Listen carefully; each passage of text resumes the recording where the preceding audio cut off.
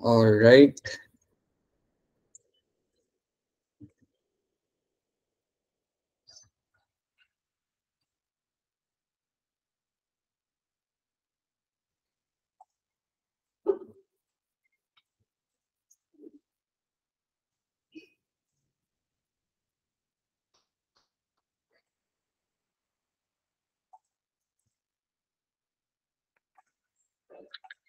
हाँ जी, क्या आप सबको यहाँ पे मेरी स्लाइड दिख रही है? Yes sir. Yes sir. Yes sir. चलिए, बहुत बढ़िया। तो आप मुझे बताइए इसमें से कौन सा आंसर आपके हिसाब से सही हो सकता है? What is the atmospheric concentration of carbon dioxide? आपके हिसाब से कौन सा यहाँ पे ज्यादा सही आंसर है? कर सकते हो, इतना कोई कॉम्प्लेक्स क्वेश्चन है नहीं। बता दो क्या होगा इसका सही आंसर। ऐसे ही अनम्यूट करके बोल दो। चलो एक काम करो, ऐसे ही अनम्यूट करके आप बता सकते हो मुझे। Option A, option two, option two. Option B. हाँ जी, ये आपका सही आंसर है। बिल्कुल सही आंसर आपका यहाँ पे है, क्योंकि ये आपका लेवल आपका रहता है CO2 का जनरली आपका एटमॉस्फेयर के अंदर। ठीक है, अगर मैं अब आपसे पूछूं कि अगर मैं बात करता हूं मेरे CO2 कॉन्सेंट्रेशन की, if I talk about my CO2 concentration, और अगर मैं आपसे पूछता हूं कि C4 और C3 प्लांट्स में से, C4 और C3 प्लांट्स में से कौन होता है जो जल्दी सैचुरेट हो जाता है? कौन होता है जो right, very good, very good. C4 plants मेरे जो यहाँ पे रहेंगे वो आपके जल्दी सैचुरेट हो जाएंगे। So they will going to be saturating very early. तो ये आपके बहुत ही जल्दी आपके यहाँ पे सैचुरेट हो जाता है। इसको याद है ये कौन से वैल्यू पे सैचुरेट होते थे? 0.36। हाँ जी, 0.036%। बिल्कुल सही। 0.036% ऑफ CO2 के ऊपर ये लोग आपके यहाँ पे सैचुरेट हो जाएंगे। ऑन द अदर हैंड, अगर मैं अपने C3 प्लांट्स की बात करता हूँ, तो C3 प्लांट सैचुरेट जल्दी नहीं होते हैं। They are not the plants who will get saturate early. ये आपके काफी लेट आपके सैचुरेट होते हैं। सॉरी, या C3 plants will saturate very late. तो इनके अंदर आपका कॉन्सेंट्रेशन कितना जाता है सैचुरेशन का? 0.046%। बिल्कुल सही। तो इस वैल्यू पे जाके वो सैचुरेट होंगे। तो ये बात आपको याद रखनी है। तो अगर कोई इसी एरिया में आपका CO2 का लेवल ज्यादा है, अगर किसी एरिया में अगर आपको CO2 का लेवल ज्यादा दिखता है, तो आप पता है क्या कर सकते हो? आप वहां पे जाके ग्रो कर सकते हो C3 प्लांट्स को। जाके आपने ग्रो करिए और होप करिए कि वहां पे CO2 का लेवल वो लोग कम करने में आपकी मदद करेंगे। अब आप मुझे बताइए उन दो प्लांट्स के नाम जो आपके C3 कैटेगरी के अंदर आते हैं। Tomato right, so will have tomato bell pepper. Tomato and your bell pepper. ठीक है, तो ये हमने दो एग्जांपल हमने देखे थे जो हम इंडस्ट्री वाले एरिया में जाके ग्रो कर सकते हैं। ठीक है, अब मैं आपसे एक और चीज पूछना चाहूंगा। मैं आपसे जानना चाहूंगा, अगर मैं C4 प्लांट्स की बात करता हूं, अगर मैं C4 प्लांट्स की बात करता हूं, तो कौन से रेंज का टेम्परेचर इनके लिए ऑप्टिमम होता है?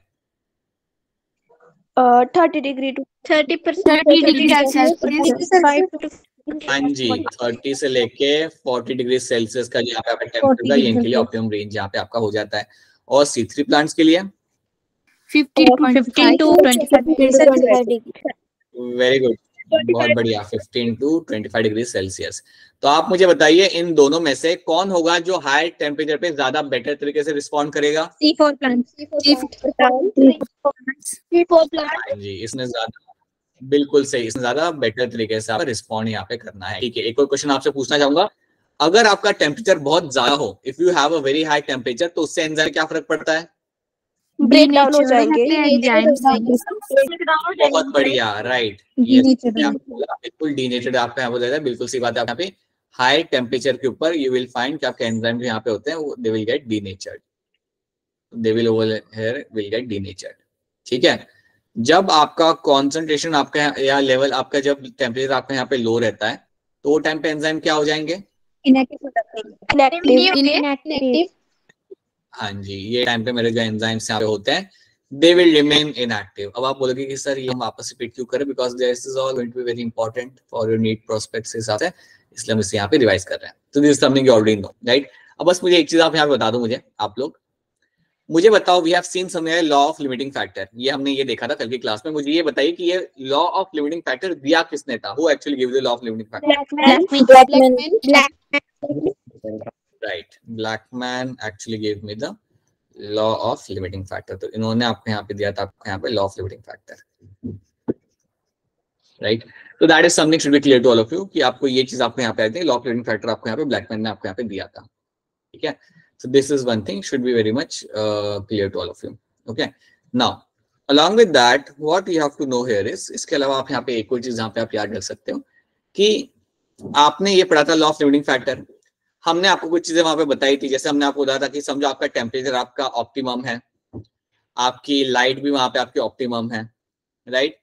और अगर मेरा CO2 का लेवल वहां पे कम है, if you have a low amount of CO2, if a CO2 amount is going to be lower there, तो यहाँ पे मेरा लिमिटिंग फैक्टर मेरा क्या हो जाता है? CO2 तो आप मुझे बताइए, अगर मेरा ये कंडीशन है, टेम्परेचर मेरा सही है, लाइट मेरी सही है, लेकिन CO2 मेरा यहाँ पे कम है, तो क्या मेरा फोटोसिंथेसिस होगा या नहीं होगा? नो सर नहीं होने वाला, मेरा यहाँ पे फोटोसिंथेसिस बिल्कुल नहीं होगा, राइट? तो जब मैं यहाँ पे CO2 का लेवल बढ़ाने लगूंगा, वो टाइम पे मेरा फोटोसिंथेटिक रेट भी मेरा यहाँ पे बढ़ेगा, बट आफ्टर सर्टेन पॉइंट आपका सैचुरेशन यहाँ पे आ जाएगा। तो ये बात को याद रखना। तो यही होता है आपके यहाँ पे लॉ ऑफ लिमिटिंग फैक्टर, जो सबसे मिनिमल वैल्यू जो होती है आपके 4-5 फैक्टर में से, वो होता है जो आपके रेट ऑफ रिएक्शन को डिटरमाइन करता है, या वो होता है जिसके वजह से आपका रेट ऑफ रिएक्शन आपका वहां पे हो नहीं पाता, क्योंकि उसका अमाउंट वहां पे आपका काफी कम होता है। सो प्लीज याद रखना what is my law of limiting factor, और ये चीज आप यहाँ पे काफी क्लियरली आप यहाँ पे याद रखेंगे। So that should be clear to all of you. So this is something which is going to be clear to all of you, right? तो ये बात आपको यहाँ पे याद रखनी है। So this is one thing which should be clear. तो ये चीज आपको यहाँ पे पता चल गई। तो ये हमने पिछले क्लास में कहा था, आपने लाइट के बारे में पढ़ा था और वाटर के बारे में आपने पढ़ा था। अब आप मुझे बताइए, आप मुझे आराम से सोच के बताइए कि समझो आपका प्लांट है, you have a plant in your pot, right? और अगर इस प्लांट में से अगर इसके अंदर पानी की कमी हो जाती है, so if you have a lack of water, समझो पॉट के अंदर आपका पानी का कमी होगा, so you have a lack of water, तो प्लांट क्या करता है? What the plant is going to do? Stomata को क्लोज कर देता है। क्लोज कर देता है। बहुत सही, बहुत सही। It will do the stomata का आपको क्लोजर यहाँ पे आपको मिल जाएगा। सो यू फाइंड स्टोमेटा का क्लोजर आपको यहाँ पे मिल जाता है, ठीक है? So that's one thing you have to know, right? एक तो ये चीज वो करता है, और इससे क्या होगा, आपका वाटर लॉस आपका कम हो जाएगा। वाटर लॉस तो आपका कम होगा ही होगा, लेकिन इससे नुकसान एक और क्या हो रहा है, इसके से एक और चीज क्या होती है, CO2 अंदर आ नहीं पाएगा। हाँ जी, CO2 अंदर आ नहीं पाएगा, और उसके से क्या होता है, आपका फोटोसिंथेटिक रेट आपका कम हो जाता है, शुगर मॉलिक्यूल आपका यहाँ पे बनना कम हो जाएगा। सो sugar molecule formation will also decrease over here. एक तो ये चीज होती है। दूसरी चीज हमने देखी थी that your leaves undergo wilting. आपके जो लीव्स आपके यहाँ पे होते हैं, leaves undergo wilting, right? So that is one thing you have to do कि जब आपके लीव्स के यहाँ पे विल्टिंग होता है, so when you find the leaves will undergo wilting over here, तो अगर मेरे लीव्स यहाँ पे सूखने लगते हैं, अगर यहाँ पे विल्टिंग उनका होना यहाँ पे चालू होता है, तो आप एक चीज यहाँ पे आप याद रखिएगा, प्लीज यहाँ पे याद रखिएगा कि आपका यहाँ पे सरफेस एरिया कम हो जाएगा, सरफेस एरिया यहाँ पे कम हो जाता है। और अगर सरफेस एरिया अगर आप यहाँ पे कम हो रहा है, तो ultimately you will find low amount of sugar formation will be seen. तो आपका शुगर फॉर्मेशन भी आपका यहाँ पे बहुत कम या नहीं के बराबर आपका होने लगेगा। तो वाटर भी एक बड़ा ही इंपॉर्टेंट आपका लिमिटिंग फैक्टर है। तो ये सारे फैक्टर्स प्लीज आप यहाँ पे याद रखिएगा एंड मेक श्योर दैट आपको ये सब हमेशा याद रहे, ठीक है? अब इसका क्वेश्चन का आंसर आपको देना पड़ेगा, अभी हमने देखा उसके ऊपर बेस्ड है, और इसका आंसर आप अनम्यूट करके बोल सकते हो। ऑप्शन टू क्वेश्चन पढ़ने भी नहीं आते मुझे। हाँ जी, आप सबका आंसर यहाँ पे सही है। According to Blackman's law, if a chemical process is affected by more than one factor, then the rate will be determined by the factor which is nearest to your minimal value. That's near to your minimal value. तो ये बात आप यहाँ कहते हैं. So your option 2 over here becomes the correct answer. ठीक है? That should be clear to you. Then which of these is not an effect of water stress? इनमें से कौन सा आपका इफेक्ट नहीं है वाटर स्ट्रेस का? ऑप्शन टू बिल्कुल सही, बिल्कुल सही। Increase in metabolism is not effect of the water stress, बिल्कुल सही बात है। ठीक है, तो आपको यहाँ पे आपके क्वेश्चंस बन रहे हैं, so that is a good thing. Now let's understand your Emerson effect. क्या होता है इमर्सन इफेक्ट, ये हम यहाँ पे समझते हैं। So let's understand there was this scientist known as by Emerson. So let's see इनका यहाँ पे क्या कहना था और ये आपसे हम यहाँ पे क्या सीखेंगे। Let's see that. So Emerson's effect, इसको हम यहाँ पे समझते हैं। So Emerson was a botanist, ये हमारे एक बॉटनिस्ट थे, हमारे एक साइंटिस्ट थे। सो इन्होंने यहाँ पे क्या किया, इन्होंने यूज किया 2 वेवलेंथ ऑफ लाइट। तो इन्होंने अपना एक प्लांट लिया, सो अज्यूम दैट उन्होंने यहाँ पे अपना एक प्लांट लिया, right, used a plant over it. This is just a hypothetical story I'm trying to tell you just to make you explain few things, right? और इन्होंने यहाँ पे क्या क्या उस प्लांट के साथ, what he did with the plant, उसके ऊपर उन्होंने डाली अपनी मोनोक्रोमैटिक लाइट, मतलब सिंगल वेवलेंथ की लाइट उन्होंने यहाँ पे डाली. सो उन्होंने जो वेवलेंथ ऑफ लाइट यहाँ पे यूज की, तो ही यूज द लाइट, और उसने वो लाइट उनके प्लांट के ऊपर डालना चालू किया. सो ही यूज द लाइट, और उन्होंने ये लाइट उन्होंने प्लांट पे डालना चालू किया. अब ये जो लाइट वो यूज कर रहे थे, the light he was using monochromatic light, single wavelength यहाँ पे थी, so that was my monochromatic light. So that a single wavelength यहाँ पे वो लोग यूज कर रहे थे, और जो सिंगल वेवलेंथ यहाँ पे वो यूज कर रहे थे वो थी आपके यहाँ पे 680 नैनोमीटर. तो ये वेवलेंथ वो यहाँ पे यूज कर रहे थे. So that was a wavelength he was using over here. ठीक है, तो उन्होंने ये वेवलेंथ प्लांट पे डाली, और फिर उन्होंने ऑब्जर्व किया कि रेट ऑफ फोटोसिंथेसिस आपका यहाँ पे कितना है. तो उन्होंने देखा कि हाँ भाई ठीक है, जब आप ये वेवलेंथ आप यहाँ पे यूज कर रहे हो, तो आपका रेट ऑफ फोटोसिंथेसिस आपका एक सर्टेन अमाउंट में आपको यहाँ पे मिलेगा. So will find certain amount में आपको यहाँ पे आपका लाइक रेट ऑफ फोटोसिंथेसिस आपको यहाँ पे मिलता है. सो लेट्स सी, ये जो बार में बना के रखा हो, ये बार है आपके फोटोसिंथेसिस रेट का. तो उन्होंने ऑब्जर्व किया कि चलो इतना बन रहा है आपका. फिर इमर्सन ने क्या किया, उसने वापस एक लाइट यूज की. After that again he use one more light, उसने एक बार और एक और लाइट यूज की. नाउ व्हाट ही डिड, इस बार भी उसने एक मोनोक्रोमैटिक लाइट यूज की, मतलब सिंगल वेवलेंथ वाली लाइट इसने यहाँ पे यूज की. So again he use the monochromatic light. वापस इसने यहाँ पे आपका मोनोक्रोमैटिक लाइट आपका इसने यहाँ पे यूज किया, and that light over here was of 700 nanometer. अब जब ये लाइट यहाँ पे यूज की गई, जब ये लाइट आपकी यहाँ पे यूज की गई, तो देखिए यहाँ पे होता क्या है. अगेन यहाँ पे आपका फोटोसिंथेसिस हुआ, काफी एक सर्टेन अमाउंट में आपका यहाँ पे हुआ. सो अगेन ही सॉ कि आपका रेट ऑफ फोटोसिंथेसिस आपको यहाँ पे मिल रहा है, एक सर्टेन अमाउंट में आपको यहाँ पे आपको होते हुए आपको यहाँ पे मिल जाएगा. So that is something you observe, right. Just wait a minute. So that is something you observe कि यार यहाँ पे भी आपका फोटोसिंथेसिस आपके यहाँ पे होते हुए उसे यहाँ पे दिख गया. ओके, अब उसने क्या किया, दोनों लाइट को एक साथ यूज किया. तो देखो अभी तक क्या हुआ था, उसने एक लाइट को यूज किया पहली बार, सेकेंड टाइम उसने दूसरी लाइट को यूज किया, एंड नाउ ही डिसाइडेड कि मैं दोनों लाइट को एक साथ यूज करता हूं, एंड नाउ लेट मी सी कि आपका यहाँ पे फोटोसिंथेटिक रेट आपके यहाँ पे क्या होगा.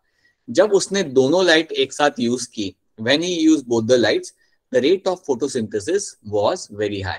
तो जब उसने दोनों लाइट यूज की, उसने यूज की आपकी 680 भी यूज की उसने, और जब उसने 700, when he used both the wavelength of light, जब दोनों wavelength of light उसने यहाँ पे यूज की, so what he observed कि आपका यहाँ पे rate of photosynthesis was very high. Rate of photosynthesis आपका यहाँ पे काफी ज्यादा आपका यहाँ पे हो चुका था. तो ये चीज हम यहाँ पे इस ग्राफ के अंदर हम यहाँ पे देखेंगे. So now let's try to see over here. देखिए अब इसने यहाँ पे क्या किया, अब देखिए ये सारी वो वेवलेंथ ऑफ लाइट है. फार रेड लाइट मतलब 700 वाली, फार रेड लाइट मतलब आपकी 700 720 वाली, दिस वेवलेंथ ऑफ लाइट.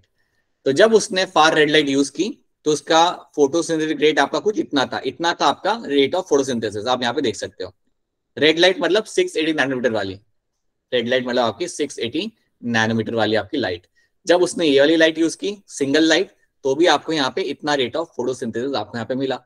और जब उसने दोनों को यूज किया, ही यूज्ड द 700 एंड 680 दोनों, जब दोनों वेवलेंथ ऑफ लाइट यहाँ पे उसने यूज की, तो क्या पता चला कि आपका रेट ऑफ फोटोसिंथेसिस यहाँ पे काफी आपका ज्यादा हो रहा है. You have a much more higher rate of your photosynthesis.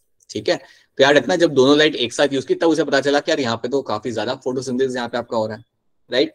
तो ये जब उसने एक्सपेरिमेंट किया, तो उसे ये करके क्या पता लगा, जब इसने ये एक्सपेरिमेंट रन किया, तो याद रखिएगा when he did this experiment, तो इसका कंक्लूजन ये था, इसका कंक्लूजन ये था इस एक्सपेरिमेंट का, कि जब आप दोनों वेवलेंथ ऑफ लाइट को यूज करते हो, राइट, उसने देखा कि आपका रेट ऑफ फोटोसिंथेसिस काफी ज्यादा है. तो उसने ये कंक्लूड किया कि आपके प्लांट के अंदर, in your plant, in plant there are 2 photo system.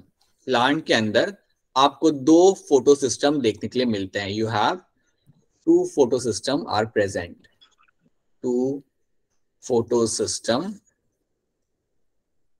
या मैं कहूंगा मेरे दो light harvesting complex, I can also call them as या मैं लिखता हूँ यहाँ पे टू फोटो सिस्टम, सिंपल है, मेरे दो photo system, I have two photo system are present. और आप जानते हो कि दो फोटो सिस्टम मेरे यहाँ पे कौन से होते हैं, एक होता है आपका यहाँ पे P680 and P700. हाँ जी P680 आप लिख लो एक, और दूसरे का नाम आप जानते हो that is P700. So I was going to write PS1 or PS2, but you can write, yeah, इसको हटा ही देता हूँ पूरा तरीके से, you can simply write over here P680 and P700. ये दो आपके फोटो सिस्टम आपको देखने के लिए मिलते हैं। तो ये काम आपको मिला था, दिस इज समथिंग, एक तो ये चीज आपको यहाँ बताई, ये एक मेन चीज आपको पता चली थी कि आपके दो फोटो सिस्टम आपके यहाँ पे इन्वॉल्व होते हैं ड्यूरिंग द फोटोसिंथेसिस, और दोनों का इन्वॉल्व होना साइमल्टेनियसली इंपॉर्टेंट है। It is important to involve the both the photo system simultaneously. जब इनको साइमल्टेनियसली दोनों लाइट यहाँ पे मिलती है, तब आपका रेट ऑफ फोटोसिंथेसिस आपका यहाँ पे सबसे ज्यादा होगा। तो यही चीज आपको पता चली थी, यही चीज कॉन्क्लूड की थी आपके इमर्सन ने, कि आपके प्लांट्स के अंदर you will get to see two photo system are present, और उन दोनों का नाम यहाँ पे होता है P680 एंड P700, और ये दोनों के दोनों इन्वॉल्व होते हैं, both of them are involve simultaneously, both are involved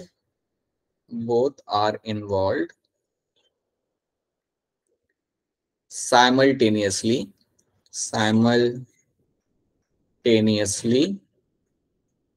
during photosynthesis.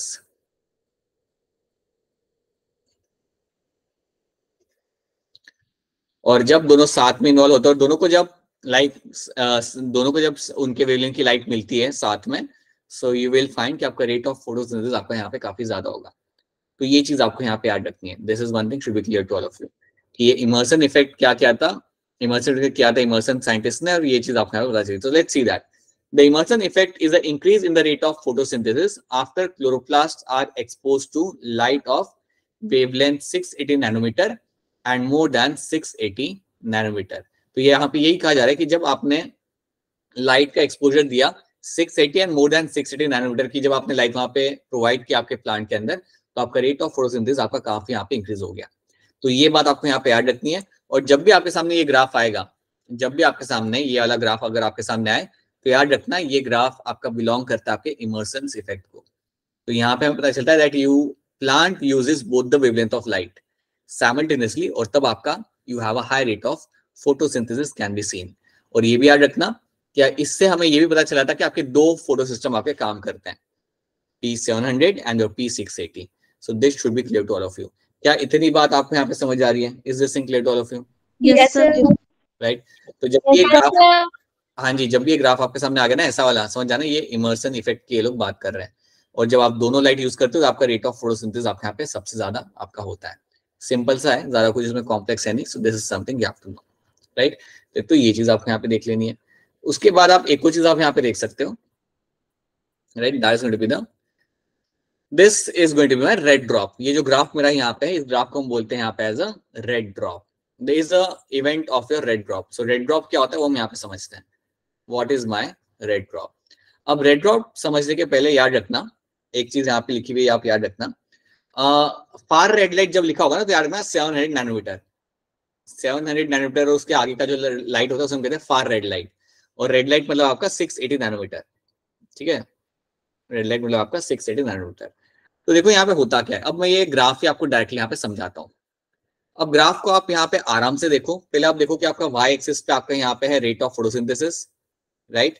So quantum yield of photosynthesis मतलब वही है कि आपका फोटोसिंथेसिस का कितना आपको प्रोडक्ट मिल रहा है, वो है आपका वाई एक्सिस। एक्स एक्सिस के अंदर आपको यहाँ पे मिलेगा देखने के लिए, आपके यहाँ पे PAR का वैल्यू यहाँ पे लिखा हुआ है, फोटोसिंथेटिक एक्टिव रेडिएशन आपके यहाँ पे लिखा हुआ है, right. And that is been plotted over here. ये आपके यहाँ पे प्लॉट करके इन्होंने यहाँ पे रखा हुआ है। Okay, so you will find your X axis, you will have your Y axis over here, ठीक है। तो ये चीज आपको यहाँ पे याद रखनी है। अब यहाँ पे हो क्या रहा है, आपको लोग दिखा रहे हैं कि आपका किस तरीके से आपका फोटोसिंथेसिस आपको होते हुए आपको यहाँ पे मिलेगा। आप देखो 400 से लेके 450 या 400 से लेके आपका 450 तक का जो आपका एरिया है, वहां पे आपको फोटोसिंथेसिस आपको होते हुए आपको मिल रहा है। जैसे आप उसके आगे जाते हो आपका रेट आपका कम होने लगेगा। Your rate of photosynthesis will also decrease. So absorption और फोटोसिंथेटिक रेट आपका नीचे जा रहा है, ठीक है। फिर आप वापस अगर आप यहाँ पे आते हो अराउंड 680 से लेके, right, you come around like around 680, ठीक है। आप 680 समझो, यहाँ पे मेरा वैल्यू मैं डाल देता हूँ यहाँ पे, लेट्स से ये मेरा वैल्यू यहाँ पे आएगा मेरा 680 का, ठीक है। तो 680 के ऊपर आपको यहाँ पे आपका अच्छा खासा आपको फोटोसिंथेसिस आपको यहाँ पे होते हुए आपको मिल रहा है। 680 के ऊपर आपको एक अच्छा खासा इस रेंज कर आपको होते हुए आपको यहाँ पे मिल रहा है आपका फोटोसिंथेसिस। लेकिन अब आपने यहाँ पे क्या देखा, आपने देखा कि जैसे ही आपका आगे हम बढ़े तो आपका फोटोसिंथेसिस आपका यहाँ पे नीचे जा रहा है, उसका जो वैल्यू आपका है यहाँ पे आपका नीचे जा रहा है। तो एक बात मेरी आप अब वापस से सुनिए, ग्राफ में आपने ये देखा कि ग्राफ आपको क्या कह रहा है। जो ऊपर वाला जो ग्राफ है वो आपको बता रहा है about the photosynthetic rate, quantum yield वाला, और नीचे वाला ग्राफ जो आपकी लाइन से यहाँ पे वेव है आपकी यहाँ पे, वो आपको बता रही है अबाउट द एब्जॉर्प्शन स्पेक्ट्रम, मतलब आप कौन सी वेवलेंथ को आप यहाँ पे आप एब्जॉर्ब करोगे, right. Now let's try to understand one thing over here. एक चीज आप यहाँ पे ध्यान से समझिए, इसे देखिए आप यहाँ पे पता है क्या क्या इन लोगों ने यहाँ पे इन्होंने लाइट को देना चालू किया। So they start giving the light, उन्होंने सिंगल बीम ऑफ लाइट यहाँ पे देना चालू किया। तो यहाँ पे सिंगल बीम दिया, यहाँ पे भी सिंगल बीम दिया वेवलेंथ का लाइट का, और यहाँ पे भी उन्होंने सिंगल वेवलेंथ का बीम का लाइट यहाँ पे दिया। मतलब पता है क्या था, पहले उन्होंने दिया 400 वेवलेंथ का लाइट, उन्होंने देखा 600 का दिया उन्होंने यहाँ पे फिर बाद में, and then they have given the 680 nanometre wavelength of light उन्होंने यहाँ पे दिया। अब आपको देखना यहाँ पे ये है कि जैसे ही आपका वैल्यू गया 680 के आगे, जैसे ही आपका वैल्यू जाता है आपका 680 के आगे, आपको क्या मिला, यू फाइंड अ ड्रॉप। आपको सडनली आपका रेट ऑफ फोटोसिंथेसिस आपका ड्रॉप होते हुए आपको यहाँ पे मिला। अब आप मुझे कह सकते हो कि सर ऐसे ड्रॉप क्यों हुआ, क्योंकि आपका 700 के ऊपर भी तो आपका रेट ऑफ फोटोसिंथेसिस आपका होता है। जी बिल्कुल आपका होता है, लेकिन इन्होंने पता है यहाँ पे क्या किया, they use a single wavelength of light. उन्होंने सिंगल वेवलेंथ ऑफ लाइट यहाँ पे यूज की थी, और जब आप सिंगल वेवलेंथ ऑफ लाइट अगर आप यहाँ पे यूज कर रहे हो तो आपका रेट ऑफ फोटोसिंथेसिस आपका नीचे जाएगा, राइट। जब आप दोनों वेवलेंथ अगर आप यूज कर रहे हो then you have a good rate of photosynthesis. लेकिन जैसे आप 680 के आगे अगर आप जाते हो देन आपको क्या मिलेगा, आपका फोटोसिंथेटिक रेट आपका वहां पे नीचे जाता है, and that is why you will find कि आपको इसे हम बोलते हैं यहाँ पे as a red drop. So when you go beyond 680 nanometer of wavelength, जैसे आप 680 नैनोमीटर ऑफ वेवलेंथ के आगे आप बढ़ने लगते हो, आपका रेट ऑफ फोटोसिंथेसिस आपका यहाँ पे कम हो जाएगा, और उसको ही हम यहाँ पे बोलेंगे as a red drop. That is something called as my red drop. So आप बेसिकली कहा यह जाता है कि आप फार रेड लाइट से अगर आप आगे जाने की कोशिश करते हो, आप यहाँ पे देख लो 700 के अगर आप आगे जा रहे हो, you can not find any kind of photosynthesis happening over here, ठीक है। बल्कि 680 के आगे जैसे आप जाना चालू करते हो तो आपका rate of photosynthesis anything beyond 680 nanometer, 680 nanometer अगर आपकी लाइट जाती है, right, you will find there's going to be a decrease in the rate of photosynthesis. Decrease in rate of photosynthesis. और इसको हम बोलते हैं यहाँ पे एज अ रेड ड्रॉप, क्योंकि आपका रेड लाइट के आगे जैसे आप गए, जैसे आप रेड लाइट के आगे गए, आपका रेट ऑफ फोटोसिंथेसिस आपका यहाँ पे कम हो गया। आप ये बात समझिए कि यहाँ पे लोग दोनों लाइट प्रोवाइड नहीं कर रहे, एक ही लाइट प्रोवाइड कर रहे हैं। यहाँ पे लोग दोनों लाइट, अगर वो दोनों लाइट प्रोवाइड कर रहे थे ना, 680 और 700 दोनों प्रोवाइड कर रहे थे, तो आपका रेट काफी अच्छा मेंटेन रहता। लेकिन उन्होंने सिर्फ एक ही लाइट प्रोवाइड की, और वो लाइट प्रोवाइड की समझो आपका, लेट्स अज्यूम उन्होंने प्रोवाइड किया आपका 690 नैनोमीटर वेवलेंथ या 700 वेवलेंथ का उन्होंने लाइट प्रोवाइड किया। तो उन्होंने क्या देखा कि रेट ऑफ फोटोसिंथेसिस आपका सडनली आपको यहाँ पे ड्रॉप हो गया। So that is something you have to know, ये चीज आपको यहाँ पे याद रखनी है। और इसे हम बोलेंगे यहाँ पे as a red drop. This is something called as my red drop over here. क्या रेड ड्रॉप आपको यहाँ पे समझ आ रहा है? Is the red drop Yes, sir. Yes, sir. Yes, sir. आप ऐसे भी याद रख सकते हो कि आपका जैसे आप जाते हो beyond your 680 nanometre wavelength of light के आगे, then you will find there is going to be decrease in the rate of photosynthesis. उसको हम बोलते हैं आप as a red drop in a simple words. Now ये हमने यहाँ पे देख लिया। So in a real sense आपका चैप्टर यहाँ पे आपका खत्म होता है। So over here you get to see your chapter just got completed. Now यहाँ पे हम एक और चीज यहाँ पे देख लेते हैं। Let's see few questions over here before moving forward. Why do stomata close during the water shortage? आपका वाटर शॉर्टेज के दौरान आपका स्टोमेटा बंद क्यों होता है? बताइए क्या आंसर होगा इसके अंदर? Option 2. Option 2.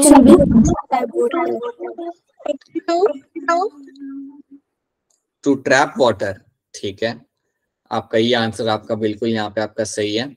आप स्टोमेटा बंद इसलिए करते हो ताकि आप पानी को पकड़ के रख सको, आप पानी को बाहर जाने ना दे सको. So yes, the stomata gets close to trap the water. आपका स्टोमेटा बंद किया जाता है ताकि आप वाटर को आप ट्रैप कर सको. तो ये बात आपको यहाँ पे याद रखनी है. So this is something you should be very much clear with.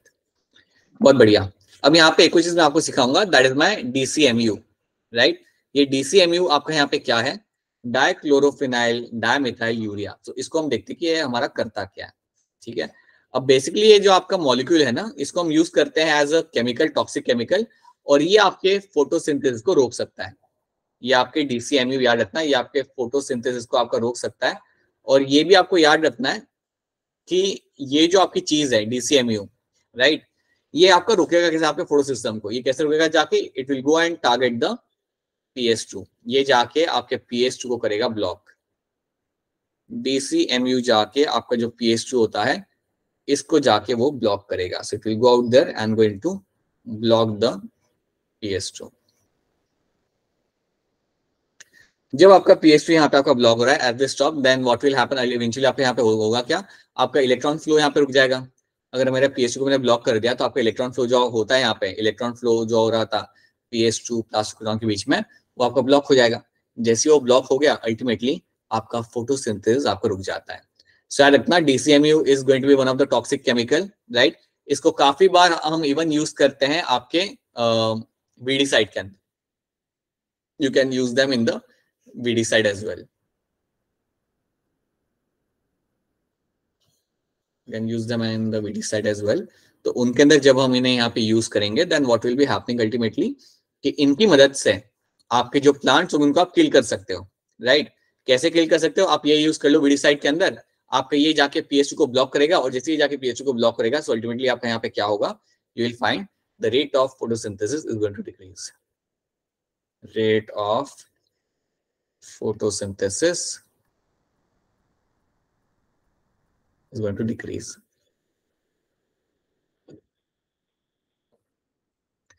So that is something you will be finding happening over here. तो ये चीज आप यहाँ पे याद रखना कि DCMU करता क्या. ये कई बार लाइक स्टेटमेंट में आ जाए अगर कभी क्वेश्चन के अंदर, तो याद रखना इसको आपको कैसे सॉल्व करना है. तो this should be clear to you, right. तो ठीक है, ये वाला क्वेश्चन आप करके बता दो. कंपनसेशन पॉइंट आपके हिसाब से क्या होता है, what is the compensation point according to you. Option को ध्यान से देख लीजिए. Option A. ठीक है, आप लोग यहाँ पे बता रहे हो. सो ओके, ठीक है, आप लोग कह रहे हो मुझे ऑप्शन है. मुझे बताइए, आपका रेस्पिरेशन जब होता है, जब आपका रेस्पिरेशन होता है, तो पहले बताइए कि आपका यहाँ पे CO2 कहाँ से आ रहा होता है. ड्यूरिंग रेस्पिरेशन आपका CO2 कहाँ से आ रहा होता है.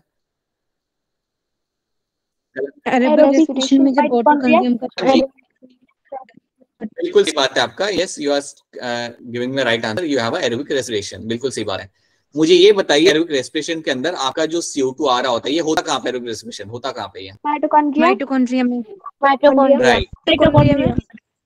बिल्कुल सही. This will be happening in my mitochondria. ये मेरा होगा आपके माइटोकॉन्ड्रिया के अंदर, और माइटोकॉन्ड्रिया से ही मेरे यहाँ पे CO2 निकल के बाहर आ रहे होते हैं. यहाँ से मेरे CO2 सारे निकल के बाहर आ रहे होंगे.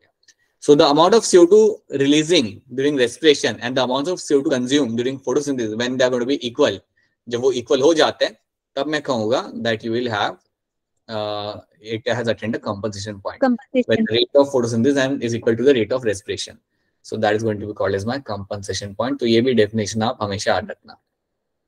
ठीक है, तो हमने यहाँ पे देख लिया. इसका आंसर मुझे बता दो, क्या लग रहा है मोस्ट पॉसिबल आंसर में क्या होगा. Most possible answer 450, 360, 450. अरे C4 plants है, C4 plants at what concentration. 360. 60, क्योंकि आप याद है ना 0.036% को हम कह सकते हैं यहाँ पे एज 360 पार्ट्स पर मिलियन. सो यस, आपका ऑप्शन 4 यहाँ बनेगा correct answer. So option 4 over here becomes your correct answer. तो ये बात आप यहाँ पे रखते हैं. That's a simple question.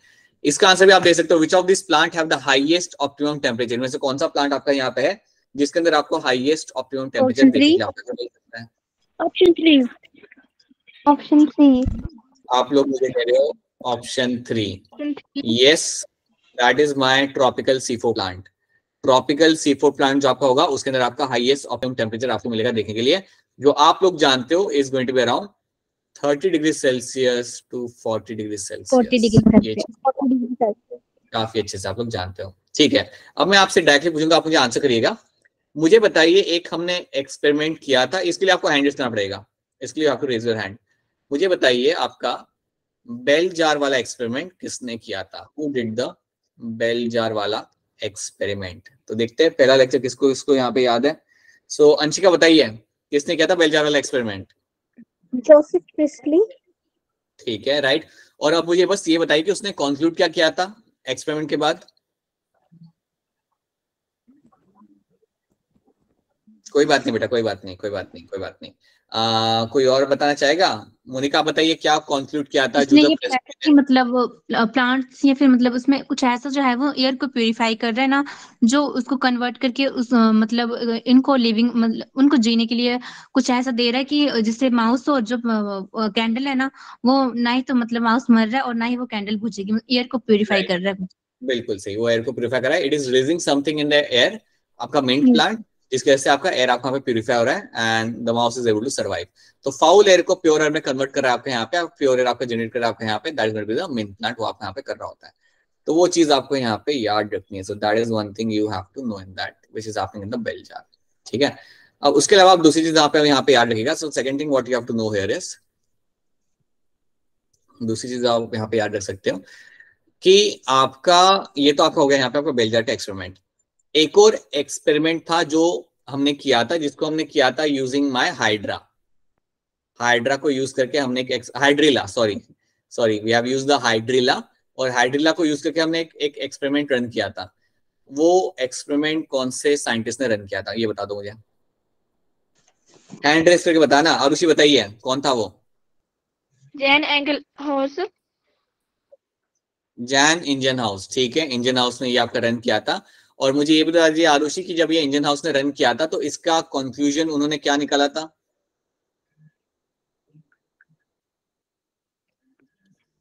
कोई बात नहीं, कोई बात नहीं, याद करिए, तब तक आप याद करिए, तब तक हम किसी और को पूछते हैं। प्रिया आप बताएंगे इसका कंक्लूजन क्या था इंजन हाउस के एक्सपेरिमेंट का? यस सर, उन्होंने बताया था कि जो लाइट है वो बहुत एसेंशियल है फोटोसिंथेसिस के लिए। ठीक है, राइट, ओके। तो जैन इंजन हाउस ने आपको यहाँ पे बताया था, बिल्कुल सही बात बोली बेटा आपने, कि उन्होंने ये भी बताया था हमें कि आपका जो प्रोसेस आपका हो रहा है प्लांट के अंदर, जिससे आपके जो एयर रिलीज हो रही होती है, वो आपका तभी हो सकता है जब आपका लाइट प्रेजेंस हो। जो आपने बोला वो सही है। So in the presence of light you will find your photosynthesis will takes place, और आपका वहां पे बबल फॉर्मेशन आपने यहाँ पे होते हुए आपका देखा था। सो that is told by my Jain engine house, ठीक है। अब अगर मैं आपसे पूछूं कि सबसे पहला आपका एक्शन स्पेक्ट्रम कौन से साइंटिस्ट ने आपको बना के दिया था, देन आपका आंसर क्या होगा? हैंड रेज करके बताइएगा, please raise your hand and then tell me. सबसे पहला एक्शन स्पेक्ट्रम आपको किसने बना के बताया था? बताइए मुस्कान, क्या होगा इसका आंसर? TW Engelmann. बिल्कुल सही, TW एंगलमैन ने आपको यहाँ पे बता के दिखाया था कि आपका सबसे पहला एक्शन स्पेक्ट्रम आपके यहाँ पे क्या होता है।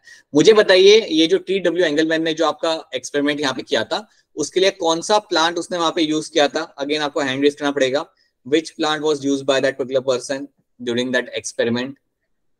So मुस्कान हैंड रेज किया। दीक्षा आप बताइए। Green algae. नाम क्या था? क्लैडोपोर। क्लैडोफोरा, बिल्कुल सही। और अब मुझे ये बताइए क्लैडोफोरा के अलावा क्या उस टैंक के अंदर और भी कुछ उसने रखा था वहां पे? एरोबिक बैक्टीरिया रखा था।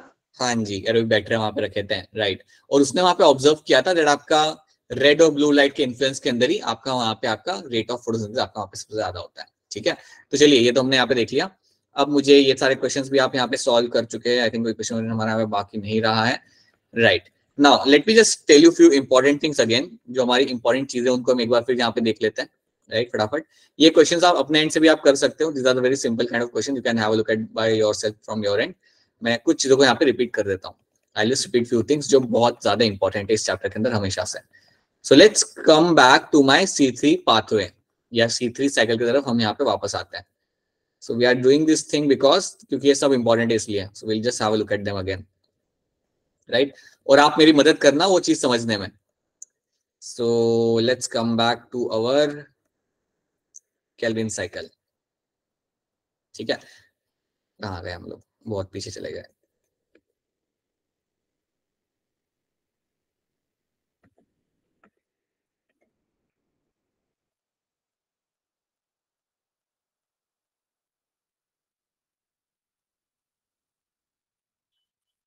हम बस आगे पीछे कर रहे फिलहाल। Okay, so now you will find your, हाँ जी, केल्विन साइकिल। अब देखिए एक बात यहाँ पे याद रखिएगा, केल्विन साइकिल जब हम पढ़ रहे होते हैं यहाँ पे, अब मुझे फटाफट आप लोग अनम्यूट करके आंसर करना डायरेक्टली। मुझे बताइए कि आपके टोटल एक ग्लूकोज बनाने के लिए आपके कितने एटीपी लग जाते हैं? 12 80 हाँ जी, 12 एक ग्लूकोज बनाने के लिए कितने एटीपी लग जाते हैं? 18 18 एटीपी आपके यहाँ पे लग जाएंगे उसे, ATP और एनएडीपीएच आपके यहाँ पे कितने लग जाएंगे? 12 12 NADPH राइट, 12 एनएडीपीएच और आपके 18 एटीपी आपके यहाँ पे लग जाते हैं। तो these are the two things which I will be finding happening over here. ठीक है, तो ये दो चीजें आपकी यहाँ पे होती है आपके एटीपी के, like during the glucose, like during your photosynthesis, आपका इतना आपका यहाँ पे होता है इन्वेस्टमेंट, राइट। अब मुझे आप फटाफट बताइए कि जब आपका फोटोसिंथेसिस के दौरान जब आपका होता है आपका रीजनरेशन, तो आपको क्या मिलता है? RUBP मिलता है, मतलब RUBP राइट। अब आप RUBP आप वापस वहां पे बना के रखते हो, राइट, ठीक है। अब आप मुझे बताइए जो आपका सबसे पहला स्टेबल कंपाउंड आपको मिलता है केल्विन साइकिल के दौरान, वो आपका कौन सा होता है? G3PGA। Right, 3PGA, that is the right answer. 3PGA, that is your 3-phosphoglyceric acid. So ये आपका यहाँ पे होता है, आपका यहाँ पे 3PGA, ठीक है। So that is one thing also you will get to realize. Okay, तो ये चीज आपको यहाँ पे याद रखनी है। देन उसके बाद आप मुझे इसके अंदर बताइए कि आपका केल्विन साइकिल हो रहा होता है स्ट्रोमा में होता है या थैलाकोइड मेम्ब्रेन में होता है? ये स्ट्रोमा भूलना मत, always happening in the stroma. Stroma के अंदर आपका यहाँ पे होगा आपका केल्विन साइकिल, ठीक है। अब मुझे बताइए जब आपका एक CO2 आपका ट्रेवल करता है आपके केल्विन साइकिल के दौरान, तो आपको कितने मिलते हैं आपके G3P?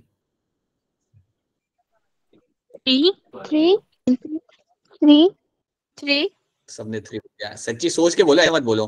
2 G3P। हाँ जी, 2 G3P आपको मिलते हैं। 2 G3P something will be getting over. देखो हमने यहाँ पे क्या भी था, देखो यहाँ पे तो हम लोग ज्यादा लेके आ रहे, 3 लेके आ रहे, बट जब एक आता है तो आपको क्या मिलेगा? आपको 2 PGA मिलेंगे, फिर 2 PGA कन्वर्ट होंगे आपके 1,3 बायफॉस्फोग्लिसरेट के अंदर, एंड देन वो कन्वर्ट होंगे आपके into 2 molecules of your G3P, ठीक है। तो ये बात आपको यहाँ पे याद रखनी है। So that is one thing should be clear to all of you, right. So एक जब मॉलिक्यूल आपका CO2 का रन करता है साइकिल के अंदर, सो you will be getting over here 2 molecules of G3P is something you will be receiving over here, right? तो ये चीज याद रखना, और ये भी याद रखना कि एक G3P के अंदर आपके 3 कार्बन एटम यहाँ पे लगे हुए होते हैं, राइट। ये बात भी आपको यहाँ पे याद रखनी है। चलो, इसके अलावा आप याद रखेंगे कि आपका रिडक्शन में क्या हो रहा था। रिडक्शन में आपको मिलता है आपका ट्रांस फॉस्फेट, आपका G3P जब आपको मिलता है, that is part is called by reduction. और कार्बोक्सिलेशन बेटा वो होता है जब आप फिक्सेशन करते हो आपके CO2 का, और आपको मिलता है आपका 3PGA, so that is my carboxylation. तो ये साइकिल आपको याद रखना है। सबसे इंपॉर्टेंट एंजाइम इसमें कौन सा होगा? Which is the most important enzyme over here? Rubisco. क्या रुबिस्को मेरा सिर्फ CO2 के साथ कंबाइन कर सकता है, किसी और के साथ भी कंबाइन कर सकता है? बिल्कुल कर सकता है, कंबाइन कर सकता है। अब आप मुझे सोच के बताइए, अगर ये मेरा ऑक्सीजन के साथ कंबाइन करता है तो मेरा कौन सा प्रोसेस चालू हो जाएगा? फोटो रेस्पिरेशन बिल्कुल सही। अब मुझे बताइए, क्या मैं फोटो रेस्पिरेशन को C2 साइकिल बोल सकता हूँ, नहीं बोल सकता? यस सर अब मुझे ये भी बताइए कि फोटो रेस्पिरेशन को C2 साइकिल क्यों कहा जाता है? क्योंकि ग्लाइकोलेट जो होता है ना, उससे जो मतलब जो फर्स्ट टेबल जो बनाएगा वो ग्लाइकोलेट बनाता है। तो राइट, बिल्कुल सही बात है, आप सबकी बात यहाँ पे सही है, क्योंकि यहाँ पे आपको फॉस्फोग्लाइकोलेट आपको बनते हुए आपको मिलेगा। You will find your phosphoglycolate आपका यहाँ पे बनेगा। एंड फॉस्फोग्लाइकोलेट इज समथिंग जो आपका basically it is someone who is going to be having the like 2 carbon atoms, right. अच्छा, अब मुझे ये बता दो, इतना बता दो, आपके फोटो रेस्पिरेशन के दौरान आपके कौन से ऑर्गेनल आपके इन्वॉल्व हो रहे हैं? क्लोरोप्लास्ट, माइटोकॉन्ड्रिया, हाँ जी, माइटोकॉन्ड्रिया एंड पेरोक्सिसोम। याद रखना, क्लोरोप्लास्ट, पेरोक्सिसोम्स एंड माइटोकॉन्ड्रिया, ये 3 ऑर्गेनल आपके यहाँ पे इन्वॉल्व होंगे ड्यूरिंग माय फोटो रेस्पिरेशन। तो ये बात आपको यहाँ पे याद रखनी है। अब आप मुझे बताइए, क्या शुगर केन के अंदर फोटो रेस्पिरेशन होगा या नहीं होगा? No sir. नो सर पक्का 100% सब लोग कह रहे हैं नो, पक्का नहीं होगा। Yes, sir. Yes sir. Yes, sir. Confidence, अच्छा। तो ये बताओ वीट के अंदर फोटो रेस्पिरेशन होगा या नहीं होगा? No, sir. No, sir. No क्यों कह रहे हो? यस सर होगा, मेज के अंदर नहीं होगा। हाँ वीट है बाबा, ये मेज नहीं है, वीट लिखा हुआ है नहीं यहाँ पे। Wheat is a C3 plant, ये तो आपका C3 प्लांट है, इसमें तो आपका होगा फोटो रेस्पिरेशन, याद रखना। इसके अंदर तो आपका अच्छे से आपका होगा फोटो रेस्पिरेशन, याद रखना। वीट और मेज में गड़बड़ मत करना जब आप मेज की बात करते हो, when you talk about the मेज ओवर हियर। सो याद रखिए मेज के अंदर आपका फोटो रेस्पिरेशन आपका होता है। सो इन द मेज what you will finding over here, that now you will find always the photo respiration will be, sorry yeah, photo respiration मेज के अंदर आपका नहीं होगा, इस will be a C4 plant, तो इसके अंदर भी आपका सॉरी या फोटो रेस्पिरेशन अपने आप होते हुए आपको नहीं मिलेगा। वीट में होगा, मेज में आपको फोटो रेस्पिरेशन होते हुए आपको कभी नहीं मिलेगा। और तीसरा प्लांट हमारा कौन सा था? What was the third plant over here? Sorghum. Third plant जिसके अंदर आपको फोटो रेस्पिरेशन कभी भी आपको होते हुए नहीं मिलेगा, because that's a C4 plant. अब मुझे फटाफट आप ये बता दीजिए C4 प्लांट के अंदर आपका पहला कंपाउंड क्या होता है जो स्टेबल होता है? Oxaloacetic acid. Oxaloacetic acid, right. So बिल्कुल सही। अब याद रखना कि आपका CO2 कंबाइन करता है PP के साथ with the help of enzyme PP carboxylase, ठीक है। तो यहाँ पे PP कार्बोक्सिलेज आपके यहाँ पे इन्वॉल्व होगा। अब मुझे बताइए आपका PP कार्बोक्सिलेज कहाँ पे होता है, मेसोफिल सेल में या बंडल शीथ सेल में? मेसोफिल सेल के अंदर, ठीक है, बिल्कुल सही बात है। मुझे बताइए केल्विन साइकिल के अंदर आपका सॉरी C4 प्लांट्स के अंदर आपका केल्विन साइकिल कहाँ रन करता है? बंडल शीट में। Right, you will find them getting running in the bundle sheath cell के अंदर आपका यहाँ पे रन करेगा, ठीक है।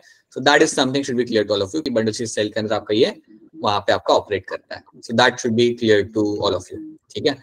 अच्छा मुझे ये बताइए फिर आप लोग यहाँ पे कितने एक्स्ट्रा ATP लगते हैं C4 प्लांट्स का साइकिल को रन करने के लिए? एक्स्ट्रा ATP कितने लगते हैं? 12 एक्स्ट्रा लगते हैं, याद रखना।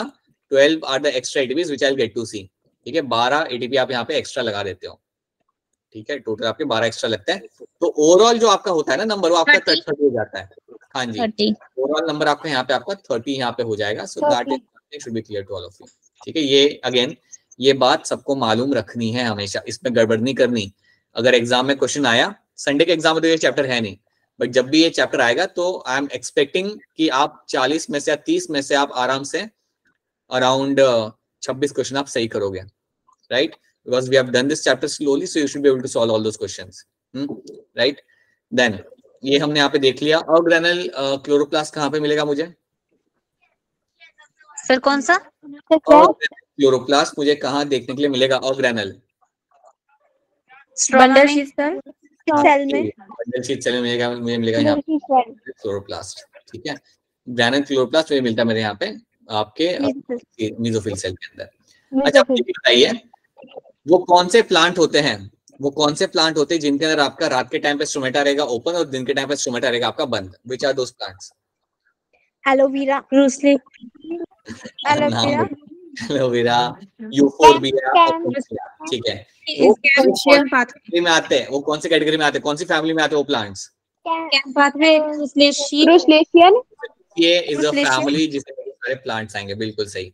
एंड द पाथवे जो लोग रन करते हैं, that pathway over here is called as my CAM pathway. वो दो चीजें आपको यहाँ पे याद रखनी है। फोटो रेस्पिरेशन हम लोग देख चुके हैं, याद रखना that is my CAM pathway, right? अब मुझे ये बताओ रात भर ये लोग CO2 को अंदर लाते हैं, फिर अंदर लाके CO2 के साथ क्या करते हैं वो लोग? What they will do with the CO2? Malic acid बन, वो उसको कन्वर्ट करेंगे, बिल्कुल सही। करते हैं, कन्वर्ट करके उसे कहाँ रखेंगे? वैक्यूल में। बिल्कुल सही। They are going to like bring all the CO2 and they will convert them into the malic acid and then उसको वो लोग रख देंगे यहाँ पे आपके वैक्यूल के अंदर। सो ये चीज आपको यहाँ पे होते हुए आपको यहाँ पे मिल जाएगी, ठीक है। एंड देन दिन के टाइम पे आप उसी वैक्यूल में से आप निकालोगे अपने मैलिक एसिड को and then you will split into your CO2 and your pyruvic acid. तो ये चीज आपको याद रखनी है और यही CO2 फिर आप यूज करोगे आपका यहाँ पे in the Calvin cycle. So that should be clear to you. This is the story for my chem plants. ये जो स्टोरीज जो हम यहाँ पे देख रहे हैं ना, प्लीज वापस बता रहा हूँ, ये आप आई होप आप सब लोगों ने एक बार ड्रॉ कर लिया होगा खुद से घर पे बैठ के। नहीं किया तो कर लेना, Yes, ताकि sir. आपको ये याद रह जाए, ठीक है, ताकि इसमें से क्वेश्चन कभी जाना ही नहीं चाहिए। You should be able to solve all the questions over there. NCERT की कुछ पिक्चर्स है वो हम बाद में देख लेंगे, will just see few pictures of NCERT later on. तो ये हमने यहाँ पे देख लिया, दिस समथिंग यू ऑब्जर्व, ये सब हो जाता है। फिर आपका रह जाता है आपका यहाँ पे फैक्टर्स अफेक्टिंग फोटोसिंथेसिस, जो हम ऑलरेडी यहाँ पे हम लोग देख चुके हैं, ठीक है। तो अगर हम अभी काउंट करें, सो यहाँ पे आपका चैप्टर होता है खत्म। So if you just count the number of chapter we have completed, एक बार हम यहाँ पे देखते हैं। हाँ जी, हमने टोटल भी यहाँ पे हमारे 10 चैप्टर्स हमारे यहाँ पे हमने कंप्लीट कर लिया। So we have completed our 10 chapters. Total chapter कितने आपके नीट के अंदर? 22. नहीं, नीट के अंदर, नीट यहाँ पे आपके होंगे 19। हाँ जी, तो आपके 19 चैप्टर से आपके ये आपके in context to my NEET अगर मैं बात कर रहा हूँ तो उसमें से आपने अभी तक आपके 10 चैप्टर नीट वाले आपने यहाँ पे कवर कर लिया, right. In a matter of next 2 months, अगले 2 महीने के अंदर, दिसंबर हो गया, जनवरी हो गया, by the end of January हम लोग लगभग और आपके कई सारे चैप्टर हमारे यहाँ पे कवर कर लेंगे, ठीक है। So we are hoping to add, let's try to add around 4 more chapters, ठीक है। एटलीस्ट 4 चैप्टर तो कम से कम आपके यहाँ पे ऐड होंगे, बल्कि उससे ज्यादा भी हो सकता है। तो will try to add that, ठीक है, will try to add much more than that. अगर मौका मिलता है एक्स्ट्रा क्लास लेके तो हम उसे भी ऐड कर देंगे, ठीक है, ताकि आपका एक बहुत बड़ा पोर्शन आपका कवर हो जाए नीट का इसी एकेडमिक ईयर के अंदर। एक अच्छा खासा क्वेश्चन आप यहाँ पे कवर हो जाए, एंड देन आप अपना, क्योंकि फिर आप वापस एक बार आपके एग्जाम चलोगे, then will catch you in the 12th grade के अंदर। So that is something going to be the thing. अब आपको यहाँ पे क्या करना है, आपको ये जो 10 चैप्टर है इनका रिवीजन आपको अच्छे से करना है, और इनके रिवीजन के लिए मैं आपके साथ जब भी असाइनमेंट शेयर करूंगा तो उस असाइनमेंट को करिएगा, ताकि आपका इसका रिवीजन अच्छे से होता है, ठीक है। So please make sure, because as I have told you, ये एक साल अभी आप 23 चल रहा है, 24 जब आपका होगा यही मंथ के अंदर, आप लोग अपने मेजर टेस्ट दे रहे होंगे, आप अपने फुल टेस्ट दे रहे होंगे, और वो एक साल निकलने में ज्यादा टाइम नहीं लगता। सो प्लीज मेक श्योर कि आप इनका रिवीजन करते रहिए, बिकॉज बॉटम लाइन ये है कि हमें चाहिए एक बहुत अच्छा स्कोर बायो के अंदर। इन बायो के अंदर we have to go beyond 320 and 320, और उसके ऊपर आपको स्कोर चाहिए, और उसके लिए you have to be super strong in biology. एक बार आप ये ले आते हो, देन फिजिक्स केमिस्ट्री को सिर्फ आपको संभालना है, सिर्फ आपको उसे संभालना है, थोड़ा बहुत उसको अच्छा सा करके ले आना है आपको, and everything will fall in place for you, right. So जहाँ पे चीजें हो सकती है उस पर ध्यान दीजिए और करिए, ठीक है। So that is what we have done. So इतनी चीजें हमने यहाँ पे की, तो आज आपका चैप्टर यहाँ पे खत्म होता है। अब आप मुझे बताइए, अगर आपको कोई क्वेरी है, कोई कंसर्न है, कोई डाउट है, या किसी चीज के लिए कोई प्रॉब्लम है, तो बताइए आप मुझे अपने एंड से, ठीक है। So this something we have done. और कल हम कौन सा चैप्टर स्टार्ट करेंगे? Which chapter will be start tomorrow? Respiration in plant. पहले वो एक और चैप्टर है। कौन सा बेटा, कौन सा? बायोमोलिक्यूल्स ना? Yes sir. वो तो होगा बेटा, वो तो हम कवर करेंगे, सूनर और later will be doing that. अभी हमारा प्लांट फिजियोलॉजी